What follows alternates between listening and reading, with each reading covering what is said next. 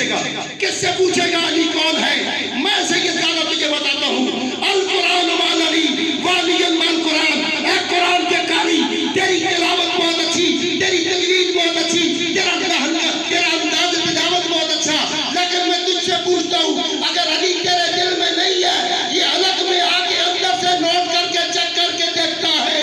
اگر علی نہیں ہے یہ حلق سے نیچے نہیں اترتا، یہ حلق سے نیچے نہیں اترتا۔ اور علی کے دشمنوں سے پیار نہ کر، نہیں ٹوپی ڈرامہ نہ کر، وہ بھی سچے یہ بھی سچا، دوگلا پولیسیا نہ کر، درنگی چھوڑ دے، یک رنگ ہو جا، یا مثل موم یا سراسر سنگ ہو جا، یا موم بڑھ جا یا پٹا بڑھ جا، درنگیاں نہ کر، وہ بھی چنگے، یزید بھی چنگا، نہ دوگلا پولیسی نہ کر، مرتے مر جانا ہے، قبر کی اندھیری کوٹھڑی میں تجھے جواب دینا ہے، اس لیے میلاد منایا کرو اور ایسے منایا کرو۔ میں جب مسجد نبی میں پہنچا نا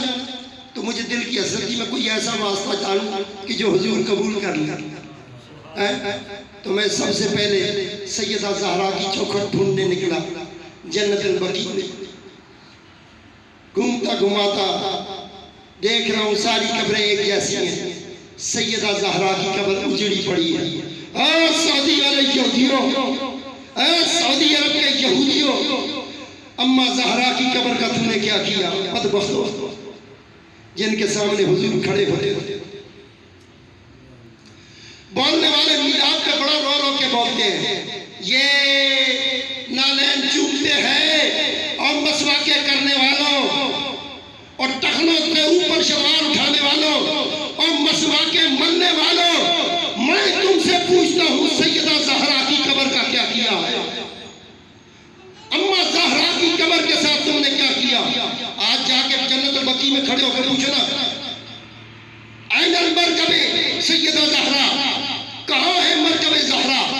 سیدہ زہرا کی قبر کہاں ہے؟ وہاں کھڑے ہوئے جائر متولی وہ مردود بولتے ہیں، واللہ عالم لا عالم حاجی، ہمیں نہیں پتا۔ تو مردودوں کل محشر میں